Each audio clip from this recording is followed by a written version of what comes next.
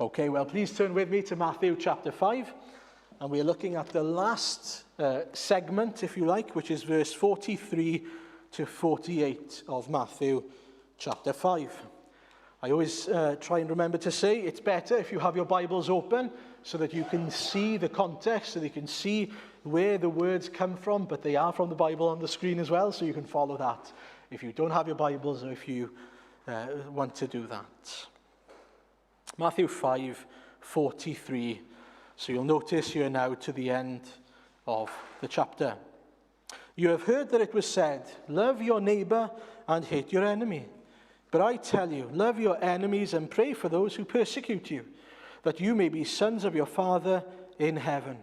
He causes his sun to rise on the evil and the good, and sends rain on the righteous and the unrighteous. If you love those who love you, what reward will you get? Are not even the tax collectors doing that? And if you greet only your brothers, what are you doing more than others? Do not even pagans do that? Be perfect, therefore, as your heavenly Father is perfect. Now then, when I go to the hospital sometimes to visit people, I notice that, and very usefully actually, you might notice yourself, sometimes you'll see the big kind of map on the wall, and there's an arrow sometimes that tells you, you are here. Because otherwise, the map is great, but unless you know where you are, it's pretty pointless, isn't it? And it's a little bit, pointless to look here unless we know where we are. And so where are we tonight? Well, we're in the middle of, not literally, we're in Carmarthen, of course, and all that. I mean now in the passage. We're in the middle of the Sermon on the Mount. This is Jesus' sermon that he preached to his disciples. And it's basically teaching us this is what it looks like to live a life following Jesus, to be a disciple of Jesus Christ. This is what it looks like to follow me, Jesus is saying. This is what he's setting out for us, a blueprint, what it means to be a follower of Jesus. And again, we need to be careful not to misunderstand. This is not a sort of 10-step guide to salvation. Follow these steps and you'll be saved. This is not what the sermon is. That's not what Jesus is saying at all. If you want it to replicate something of a guide, it is a guide to sanctification. It is a guide to becoming more like Jesus, to becoming the people that Jesus has longed for us to be. And so we've always got to keep in mind, of course, this sermon applies to those who already know Jesus. You are already in a covenant relationship with him, and you've received the Holy Spirit, and it's because of that that we are able to do what Jesus has called us to do. And so for the last few weeks now, in the sermons and the studies, we've been looking at examples, different examples that Jesus gives of what it means for our righteousness to surpass the righteousness of the scribes and Pharisees. And so we've seen that it's not about living externally following the rules, but it's about understanding what the law truly means in light of the gospel, in fact, and how it reflects the nature and the person of God himself. And so God is good and perfect, and his law is good and perfect. And so it can't be a bad thing, it must be a good thing. And it enables us then, once we understand God's law, once we are saved from our sins and to submission to his law, we are then able to live in harmony with God. Now that we are in his household, if you like, adopted into his family, we can follow those rules, knowing that we're going to fall short many times, but he set the rules so that we can live in harmony with one another. Now, in the fellowship groups, we looked this week at how we were to model grace and Christian love without retaliating, not hitting back, turning the other cheek, going the extra mile. If you look, that's the passage beforehand. An eye for an eye is what was said, but Jesus changes that and says, do not look at the law as a means of looking for retaliation. Rather, look at the law as a means of living at peace with one another, reconciliation with one another, love towards one another, because that's what Jesus did for us, of course. He is the ultimate example of the one who went the extra mile, isn't he? The one who went to the cross. He gave his life, he suffered so that we can know him and we can be at peace with God. And so we can do the same for others. And so today we look at the last illustration or example, which is to love our enemies. A nice and easy one to finish off, isn't it? You know, the list of 6 examples. Not at all, of course. If anything, this might be the hardest one, which is to love your enemies, because I don't know about you, but it doesn't come naturally to me, loving my enemies. It doesn't come. Maybe you're great at it. I don't know. If you are, you've been given grace. I don't think it comes naturally to anyone. But as we start off then, remember that. Remember that this is something that God, by his Spirit, works in us to do. It's not something that will ever come naturally to us. It goes against the grain of the flesh to love your enemies. And again, if you remember, Jesus starts off with a pattern. You have heard that it was said, but I say to you. So you've heard that it was said, in verse 43, love your neighbor and hate your enemy. And you might be asking the question, well, I haven't read that in the Old Testament. Well, correct, you haven't. But that's what the scribes and Pharisees were teaching people, because they misinterpreted the law. It did say to love your neighbor, but it also makes it very clear that your neighbor is everyone in the scriptures. And so they were misinterpreting scriptures. They were saying, well, my neighbor is the people that I choose to surround myself with. And you know, people do this today. They'll go, I'll surround myself with good people. I'll surround myself with people who will help me to be the person that I want to be. And I'll just ignore everyone else. It's a very current worldview. And Jesus says, no, that's not what you have called to do. You have been called to do here. And so the scribes and the Pharisees were saying, well, I'll love my neighbor, but my neighbor are the people that I want my neighbor to be. And anyone else, it doesn't matter. And you can look at the Old Testament. You can look at the Old Testament and maybe come to the conclusion that Jews were the neighbors and everyone else was an enemy. And so you can hate everyone else, but love each other as Jews, which is to some degree what the Jews would have done. But that's not quite true, is it? In the Old Testament, it's important to make a distinction that although God was sort of acting out his justice and working out his justice through the Jewish nation, it doesn't mean that they were called to hate the others at all. It doesn't mean that they were allowed to hate those people. And in the New Testament, then, we learn, don't we, that there is neither Jew nor Greek. There is no separation anymore. There is only people who belong to Jesus. And who's our enemy? Who is our enemy? Is it everyone else who doesn't love Jesus? Well, actually, no, that's not what the Bible says. It's the dark, elemental, spiritual forces of this world. Satan is now our enemy, not everyone else. And so the Christian shouldn't have enemies in that sense. You might have people who think that you are their enemy, but we shouldn't be their enemy. We should be their neighbor. We should be everyone's neighbor, which is surely why Jesus says that the greatest commandments are to what? Love the Lord and love your neighbor, everyone else.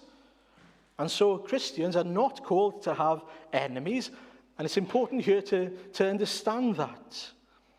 And so Jesus gives us a better way, doesn't he? Verse 44, but I tell you, love your enemies and pray for those who persecute you. Imagine that. Pray for those who persecute you, that you may be children of your Father in heaven. He causes his sun to rise on the evil and the good, and sends rain on the righteous and the unrighteous. And so sometimes we might look at the enemy thinking that they are our enemy, not that they are your enemy. I hope that makes sense. They might think that you are the enemy, but we shouldn't think that they are the enemy. That's the point. Even if they feel like your enemy, they are not who you're fighting against. That's not who you're fighting with. And so we rest in the knowledge that God sends rain and sun, he says here, on both good and evil, the unrighteous and the righteous. He blesses them, he sustains them. But obviously there's more to it than that, isn't there? Why should we be a people that love our enemies? We should all know the answer to that. If you're a Christian tonight, it's because Jesus did exactly that to you. It's because that's what Jesus did when you were enemies of his. If you look at Romans chapter 5, verses 8 onwards to 11, we hear, but God demonstrates his own love for us in this: while we were still sinners, Christ died for us. Since we have now been justified by his blood, how much more shall we be saved from God's wrath through him? For if while we were God's enemies, we were reconciled to him through the death of his Son, how much more, having been reconciled, shall we be saved through his life? Not only is this so, but we also boast in God through our Lord Jesus Christ, through whom we have now received reconciliation. And so it makes it very clear. We were once enemies of his, and he did all the work to reconcile us to himself. Okay? That's very clear. How does Jesus deal with his enemies? Because that's often how we think, isn't it? How can you deal with your enemies? How do you cope with them? Well, he does more than cope with them. He helps them. He saves them. He gives them joy and peace and forgiveness. He gives them exactly what they do not deserve. I want you to think about that. He makes those who are enemies of his more than neighbors, but brothers and sisters, heirs. It's an amazing reality, isn't it, that Jesus goes so far for our sake, that he goes beyond what we could ever deserve. And this is what he's calling us to do to those who don't like us. I want you to think about that.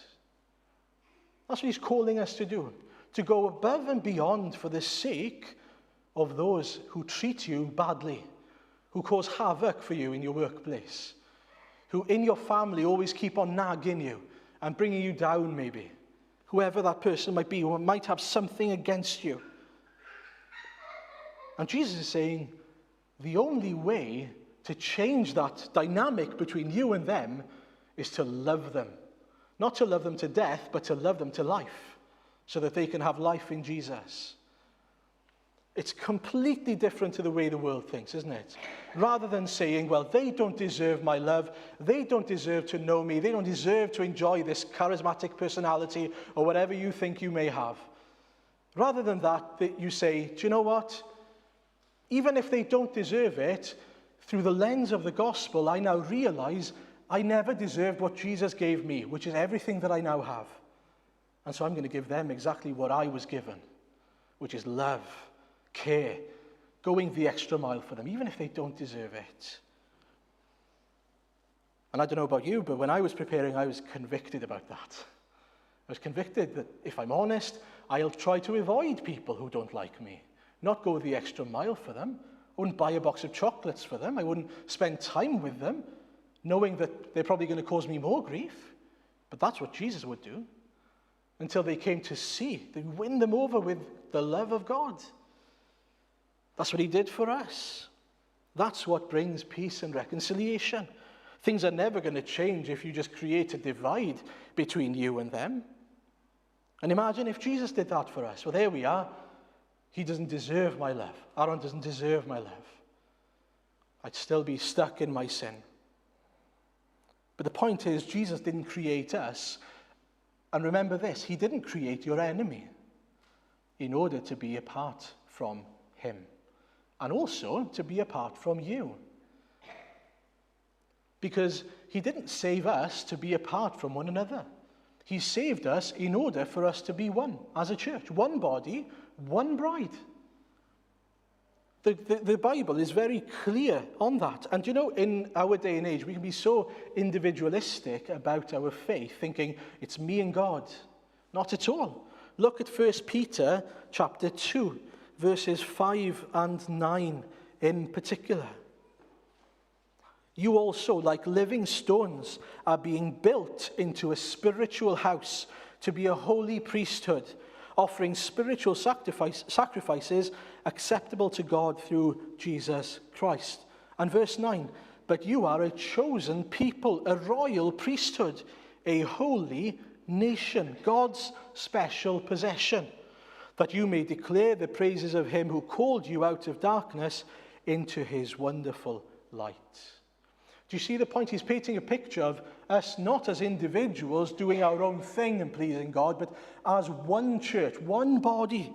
We are here. We are being built up as one house to serve the Lord. And there's something about that unity which matters, because it reflects something of what the gospel does, is it unites us under Christ and his love. That's important. And so, and I really mean this, if there are any enemies within this church, we need to deal with that immediately, because there's no place for enemies within the church of Jesus Christ. If that is the case, you need to go and be reconciled to that person immediately after the service. Because we are one bride, one church.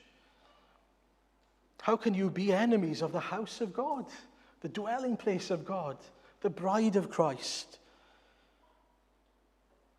And again, our freedom to do all these things, to live as one church, comes from the assurance that we don't have to go and retaliate. We don't have to go and deal with our enemies, because God is in charge. He is the captain. We know that he will deal with everyone in his own good time and in his own perfect way. And so we can look at our enemies and we can love them, and even if they don't come to us and aren't reconciled to us and aren't reconciled to Jesus, we know, as far as it depends on us, that we have done everything we can to show them something of the love of Jesus. That's all we are called to do. The rest is up to them, and then it's between them and God. There's a wonderful piece about that, isn't there? That we can only do what we can do. But then we can trust the Lord with it. We can bring it to the Lord and leave it there. And you know, there's also another comfort of knowing that the person is not the problem. The person is not your enemy. As I said, it's the elemental dark spiritual forces of this world. It's Satan and the agents of Satan. And so we can actually look at a person who is considered our enemy because they may not like us, and we can say, well, actually, they need Jesus. You can feel, a sadness for their situation because they are stuck in their sins. They are captives of Satan. They are in great need of the freedom that only Christ can give. And you've known that freedom. You know what it's like. And who knows why you're an enemy of theirs? It might even be because they see that you have a great freedom that they do not have yet. And so we always need to remember, as we look at those people who may not like us, they are in great need. They are in desperate need of Jesus Christ. And that's the only thing that's going to solve the problem. You see, Jesus, as I said, doesn't just sort of look at us and pity us. His love drove him to do something. His love for us is not a...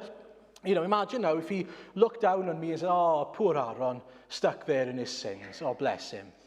If only there was something I could do. Do you see the point? That Jesus didn't do that, did he? He loved me and he loved you so much that he came. He was compelled by his love for us to do something. It was a love that brought upon himself actions that cost him, but that benefited us. It's not a feeling. It's a disposition of heart that comes with action. That's what it means to love someone. It's to see their desperate need and to do something about it. And you see, sometimes we can fool ourselves into thinking that we love our enemies and that we love the lost around us. But what do we mean by that love? Do we really love them? To such a degree where we can't just sit by and watch them go to hell? Do you really say that? If I saw my kids, walking towards a busy motorway, I would do everything in my power, wouldn't I, to stop them from getting into harm's way. I would run as fast as I could. I would put my own body on the line. But Jesus is saying, have that love for your enemy. I think we need to pray that the Lord would increase our love for those enemies of ours, for the people who hate us, for the people who are lost among us, even in Carmarthen here.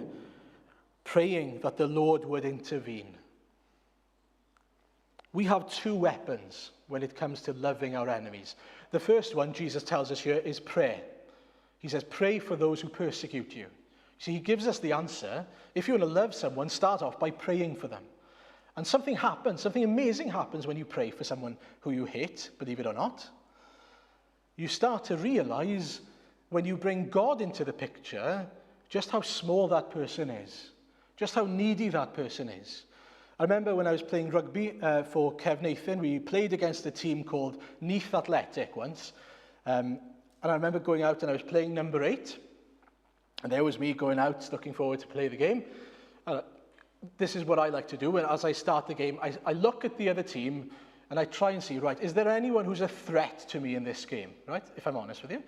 Is there anyone who's bigger than me? Is there anyone, you know, and I was looking around thinking, do you know what? I'm pretty sure I can put in some dominant tackles on each of these kind of forwards here, and we can overpower them. We're bigger team than them. But then, the last player that came out of the changing rooms for them was this at least 7-foot guy. He was absolutely massive. He was huge. He was basically my width, but taller, younger, you know, everything better in every single way. You can imagine that. And he came out and he gave me a look as if to say, I'm going to eat you for breakfast, to me. He was also the number 8. And so he was lining me up. You see, before he came out, I felt like I was the one who was going to eat everyone else for breakfast. But all of a sudden, when he brought in this giant, I realized just how small I was. And I was afraid. He's going to eat me for breakfast. But when the same applies in prayer then. When we pray for someone, we bring God into the equation, and all of a sudden we realize, why am I scared? Why am I even trying to fight against it? God is on my side. And God is so much greater than this person. And God loves this person, and God can be gracious to this person and can melt this person's very hard heart. All of a sudden, your heart changes as you pray for them. And you realize just how big God is, how small they are, and how needy they are, just as needy as you once were. That's exactly why we need to be praying for those people who are in desperate need of salvation. And the second point then, the second weapon that we have, is our witness. You see, Jesus makes a point of saying, what difference does it make if you act like everyone else? If you love only the people that you normally love, and if you welcome the people that you normally welcome. Do you notice that? Verse 46. If you love those who love you, what reward will you get? Are not even tax collectors doing that? And if you greet only your brothers, what are you doing more than others? Do not even pagans do that? There's nothing different about your love. If you love the people that you like spending time with and who invest in you and who treat you really nicely, everyone does that. Everyone does that to the people who build themselves up. But Jesus is saying, be different. Be like him, the one who loved his enemies. Now, I've got to be honest, I'm a long way away from that. And so I need the grace of Jesus. I need to have more in mind the gospel as I deal with my enemies. I need to pray that the Spirit might soften my heart in my dealing with those around me. We are called to be set apart and holy. We long for people to see something of Jesus in us, don't we? Well, if we truly mean that, this is how it's done. This is how we are to be set apart, to be different to everyone else. And so if we love the people that we like, well, yeah, of course we do. Everyone does. But how about loving the people who hate us? That's what sets us apart. And so, pray first of all. Pray for your enemies. Pray for those who dislike you for whatever reason, even if it's a bad reason, and it probably is a bad reason. Pray for those people who don't like the gospel you preach. But also be different in going the extra mile, in loving them as Christ loved you. So, what's our motivation for loving our enemies? I've mentioned the gospel, but there's another motivation as well. Verse 44, and 45. But I tell you, love your enemies and pray for those who persecute you, that you may be children of your Father in heaven. Now, that can sound conditional, as if Jesus is saying, unless you love your enemies, you aren't the children of God. That's not what he says. What he's saying is that as disciples of Jesus, those who are adopted into God's family now live as his children, as people who love their enemies and who pray for those who persecute them. It's a little bit like realizing, now that you're adopted into this family, we follow Dad's rules. You've taken his last name. You are now sons of God. You are different. And because of it, we now live as he wants us to live. But even better than sort of having to follow the rules, it's that we as royal children, because we are children of the King, get to live like him. Empowered by his Spirit, he calls us to live like him. And so we look at Jesus and we go, I want to be like that. We listen to the words of Jesus and the nature of Jesus, and we go, I want to be like that. It's not I have to, I get to be like that. Jesus enables me, he transforms me to be a person who can even love his enemies. Wow. What a thing to be able to do. What a joy to be able to say, I have no enemies. As far as I'm concerned, I'm going to love everyone who's around me. And I don't know if you noticed, but there's a slight, just a small little detail right at the end of this passage. Nothing big. Jesus just says, be perfect, therefore, as your heavenly Father is perfect. I don't know about you, but then you think, oh, okay, you're even raising the stakes again. And some of you might think that that is jarring. Jesus is calling me to be perfect, but he knows I'm not perfect. We're saved by grace alone. Jesus knows that. That's why he came and died for you. But you see, when I'm at home with my kids, we set rules. We give them the house rules, the law of the land. Why? Because I love them and because I want them to be at peace with us, the parents and each other, and to flourish in their lives. That makes sense, hopefully. The rules we set are not there to bring them down. They're not there so that they have a bad life. It's there to make their lives better. Now, you'll be glad to hear, hopefully, that if my kids sometimes slip up on the rules and they don't clean their rooms or whatever, we don't kick them out. We don't. They're still there in the house. We love them. And they know that. They know that whatever they do, they are my kids, our kids. But they know that the law is there for their good, for their benefit, so that we can live in harmony with one another. And that's exactly how we should see this, what Jesus is calling us to. Be perfect, in other words, be like Dad. Follow Dad's footsteps. Understand that the law is there so that we can be better than who we were without Jesus. It's there because he loves you so much. Now, when you're a child, I don't know if you remember this, not saying that you've got bad memories or anything. Sometimes we forget, but when you're a child, sometimes the rules seem bad, don't they? And you turn to your parents and say, why would you do this to me? Why are you making me do this? This isn't fair. Do you remember that time? Some of us were younger, maybe we remember not that long ago. That's what my kids are like now. That's not fair. Why do we have to do this again? Because we love you. Because it's for your sake. That's what God says to us. Every time we misunderstand why God's law is there, it's not there in order to be a stepping stone to salvation. It's there so that we can become more like Jesus and so that we can glorify Jesus more and more every step of the way as we live our lives for his glory and to further his kingdom. And so that's how we should be seeing this here. Sometimes when I go preaching places, I go to preach every now and again to different places, and they go, oh, do you know what? Oh, when I was there, listening to you preach, I could hear your dad. I could hear your dad. My dad is also a pastor, and he preaches. And so what they're saying is they can hear something of my dad in the way that I preach. And although maybe that's a compliment to me, I think it's an insult to him, who's a much better preacher than I am, and he's been at it for much longer. It is a compliment to me. It's a compliment to me that they say that you hear something of your dad in you.